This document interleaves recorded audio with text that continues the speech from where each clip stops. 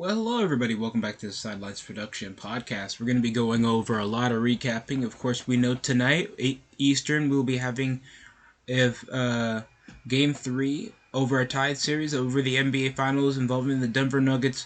First time on the road, this time after two straight home games over home court advantage. They'll face off against the Miami Heat that took over a down-the-wire series after going straight-up double-digit 0 run.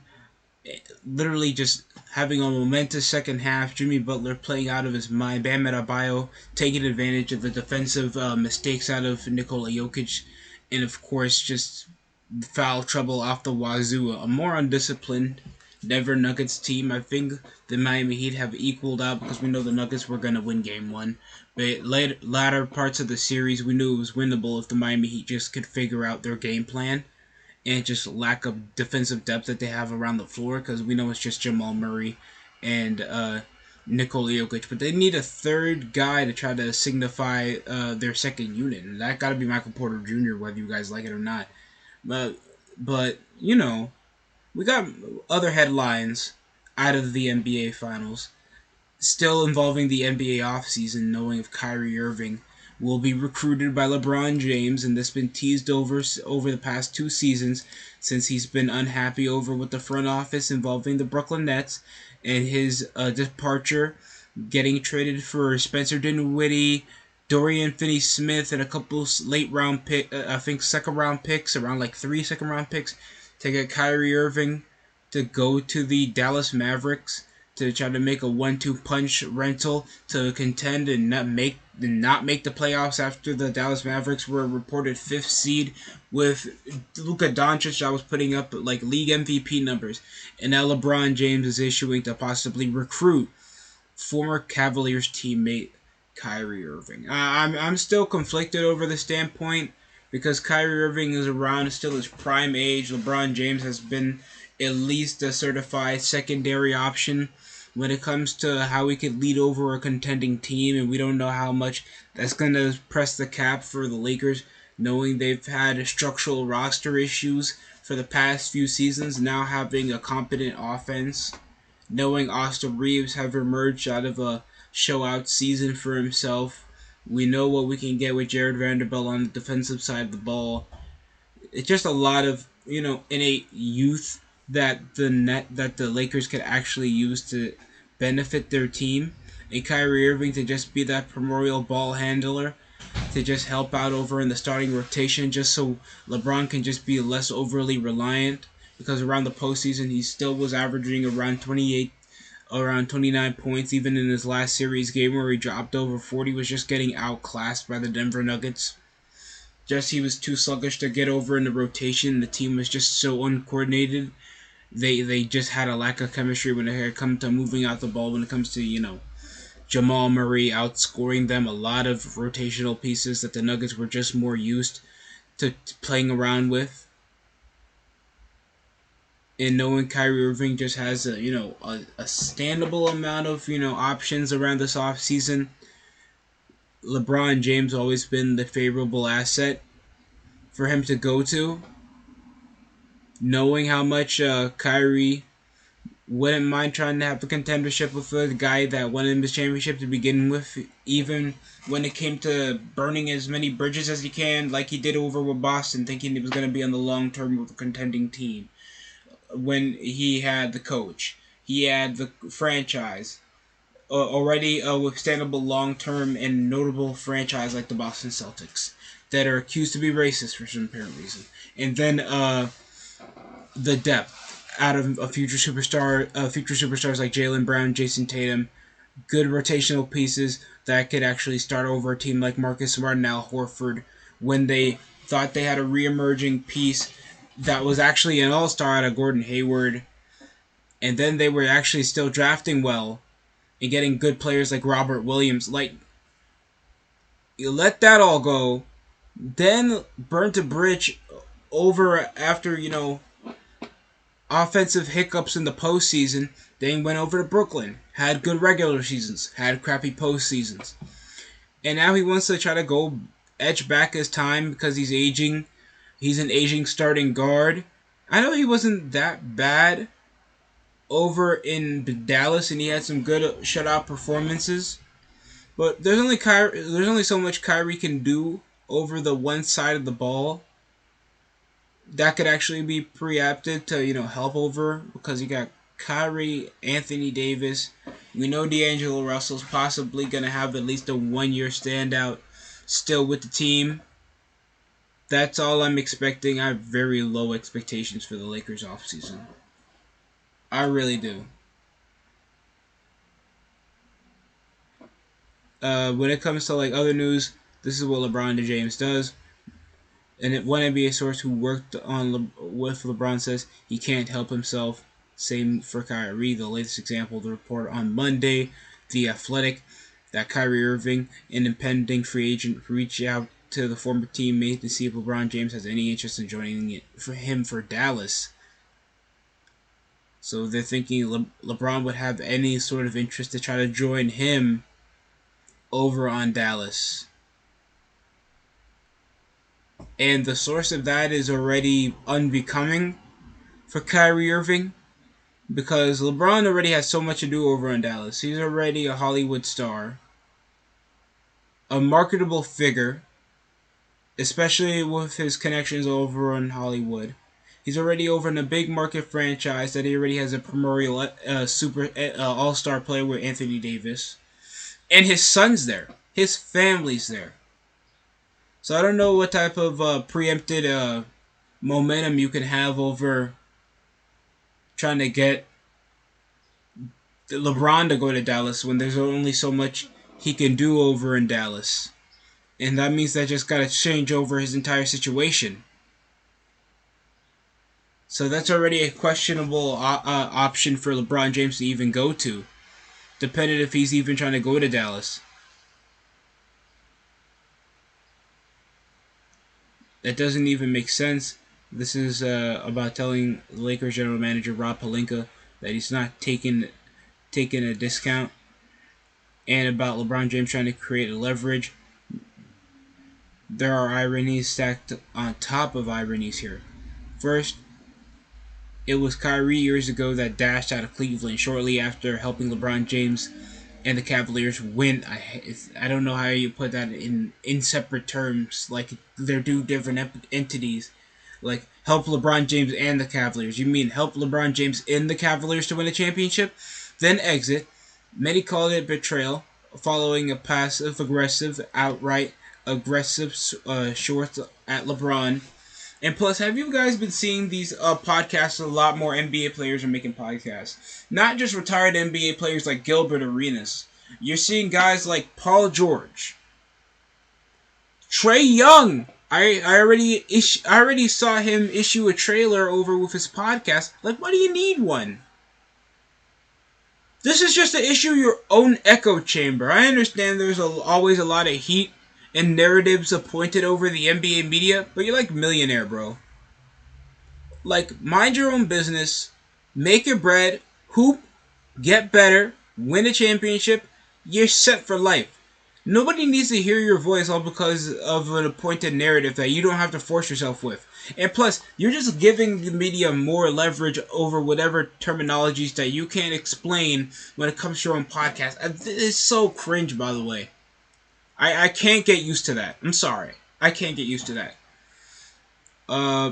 So just seeing that in general, just sorry I had to segue off that. Just the weirdness of athletes having podcasts makes no sense.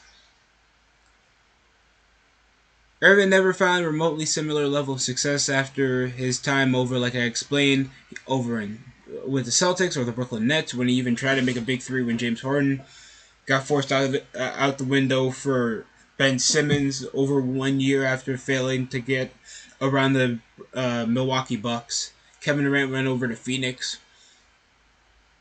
And in my opinion, I just feel like Kyrie Irving isn't the most attainable or welcoming guy to push over in the franchise if he's not reliant to stay there. Because 1 second he might like make his decision, and the other day you don't know how to get if you don't completely get over his needs.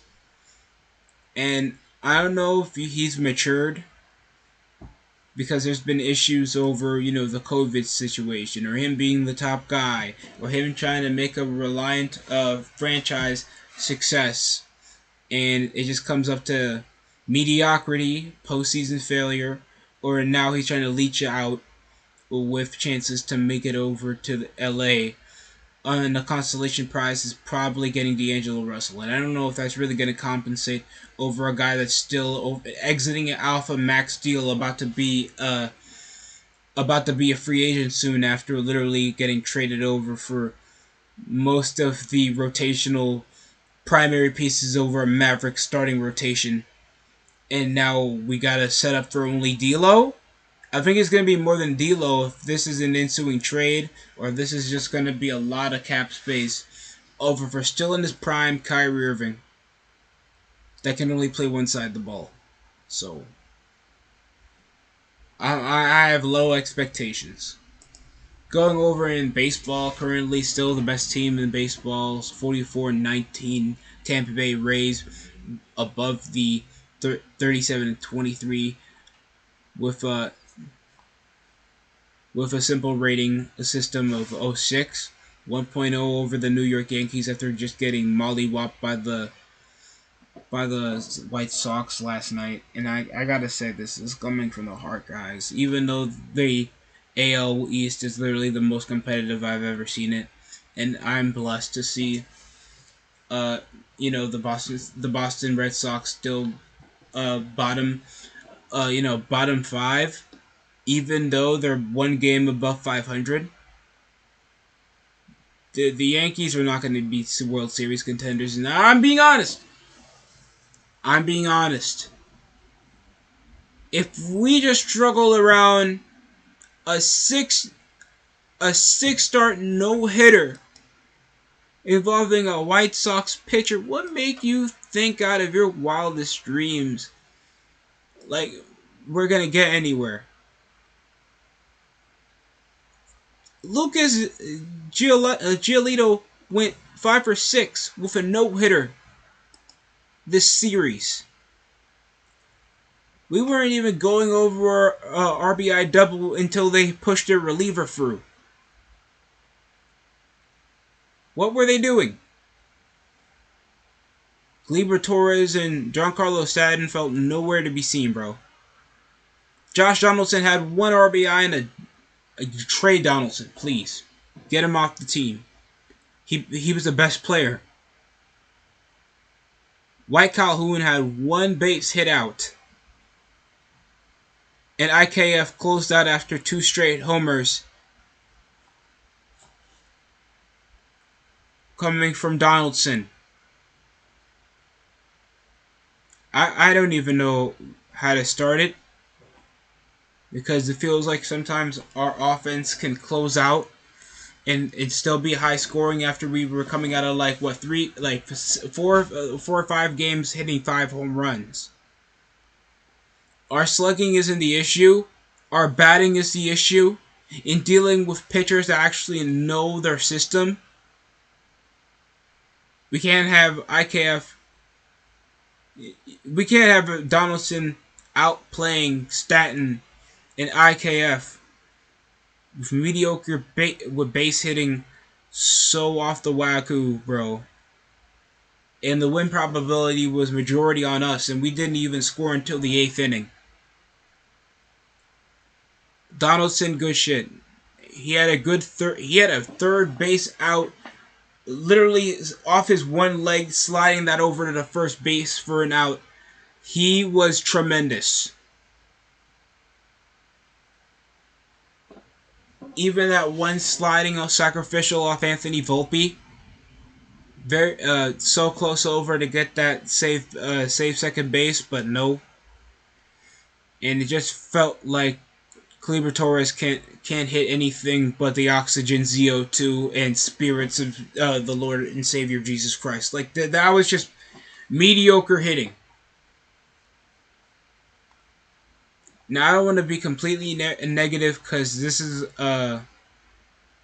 this isn't our only game against the White Sox. So the Yankees might clean it up. Hopefully. I'm being serious. I'm being serious. Here's 7 p.m. Eastern. Second to last series game. Our second to third series game until we end around the 8th, and then over June 9th we'll close up our our division rivals against the Boston Red Sox. So hopefully we get updates over that. 3-2, still third best, above 35 wins. It's the New York Yankees. That is nothing to scoff at. Shout out to the Baltimore Orioles. They've been very impressive this season. Their pitching has been outstanding. Pittsburgh Pirates, I feel like they've been one of the funner teams to actually watch on baseball. Out of the actually central divisions, I actually want to play like competitive baseball. White Sox have been outstanding. Sometimes Cincinnati Reds can pull something out of the hat. And they're only a game behind over the Milwaukee Brewers. Texas Rangers, without Jacob deGrom, they've been outstanding. 4 games above the Houston Astros. And I feel like they have a better offense. Even though the Astros are coming out like 10-0 wins, like 10-2 run wins against the Athletics, but those are the Athletics. So we don't have much high expectations. But right now, it's looking pretty fun right now. I've even got my younger sibling to watch baseball. He's enjoyed the game. Of course, even though baseball isn't the most high octane sport out of or the most physical sport like football and basketball, it's simpler for him to understand, and he looks very impressed whenever he sees a home run. Like base hits, he gets very excited whenever people move on base, and getting him into other interests, it takes time. But I think he enjoys the sport of baseball, and I think he's going to be watching a lot later for probably the entire season. There's a lot to go through. Thanks for like still middle of the season. Los Angeles Angels just upset the Chicago Cubs 7-4. We got the Mariners 4-1 against the Padres. Going 2-3 is Honeywell. Athletics somehow just devastate the Pirates 11-2. Twins somehow scoreless against the Tampa Bay Rays, going 7-0. Phillies somehow get the Tigers to go scoreless off a 1-run win. And Dodgers over a close one. Very close one. I enjoyed this game. I think this is the other game I watched over from last night. Mookie Betts was just outstanding. 2 base hits. Got scored 2 runs with 3 at bat. He was outstanding with Freddie Freeman. Will Smith. Pitching was just outstanding as well, coming from Gosselin. With JD Martinez hitting 3 straight home runs in the latter innings, man, he was outstanding, bro. This game was fun. Fraley, De La Cruz, Stevenson, Tyler Stevenson was outstanding. He got 3 hits with 2 RBI doubles, especially in the latter half when they were about to close out, but they were just so close. And oh my god, an 8-9 win. The Reds just upset the 35-26 Dodgers at home. Outstanding game. If you guys can watch that on the YouTube channel on MLB, go ahead, watch it. TJ Hopkins is as well outstanding. So, very fun game. Recommend for you guys to watch it.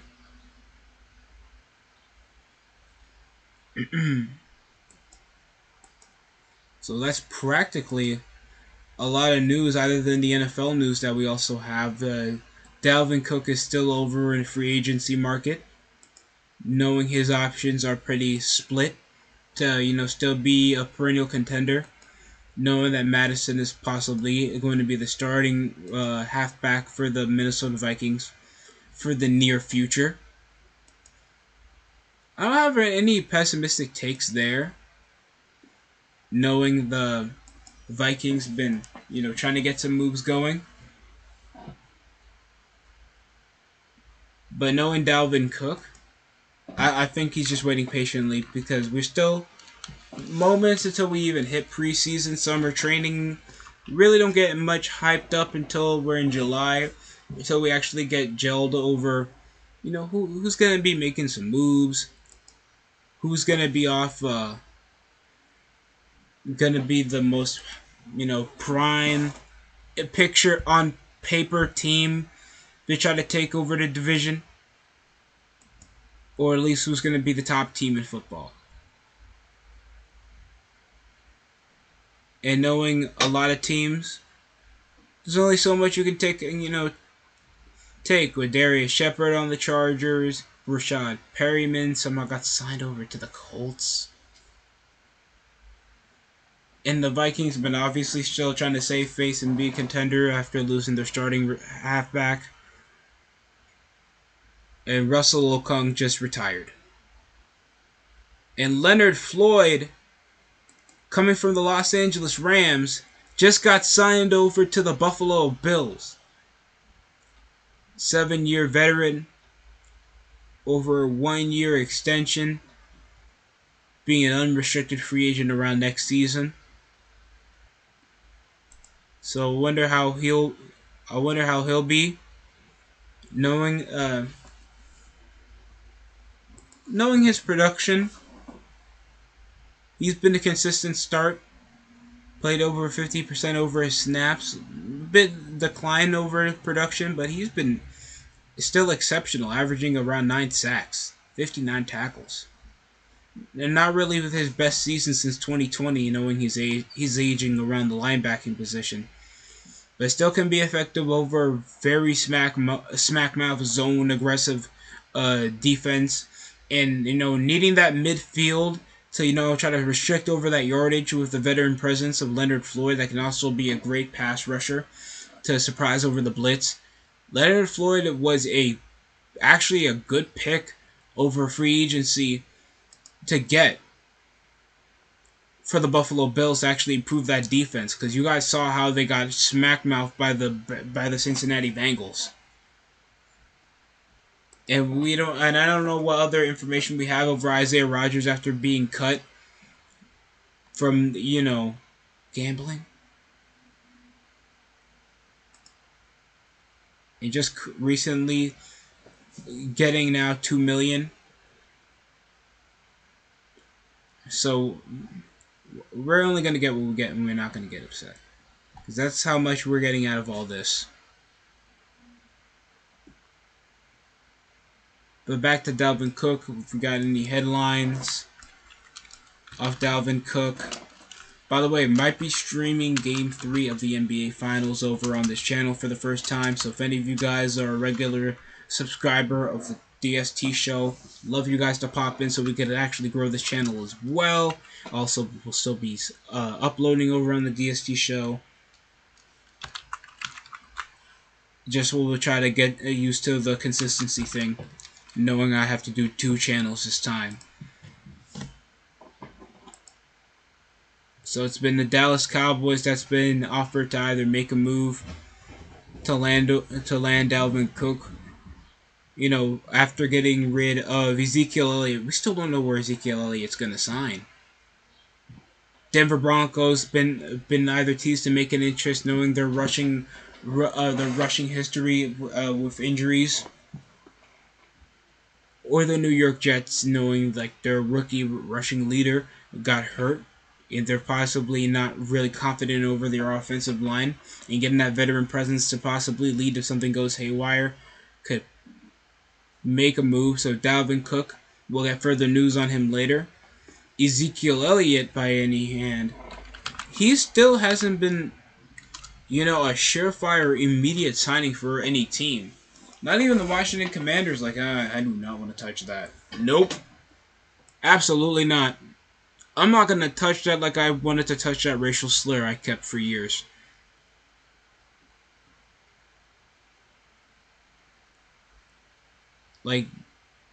DeAndre Hopkins is still unlikely over signing with the Dallas Cowboys, even though he would primarily be a number 1 option. And Ezekiel Elliott thinking that he might be still signing. over with the Cowboys, even though the Buffalo Bills could be an option. Even though Devin Singletary had possibly one of his better seasons from last year. But just getting that rushing depth around your offense to try to give less pressure over for Josh Allen, it wouldn't be a bad option for Ezekiel to possibly rush over to a contendership knowing his name value still holds a bit of weight.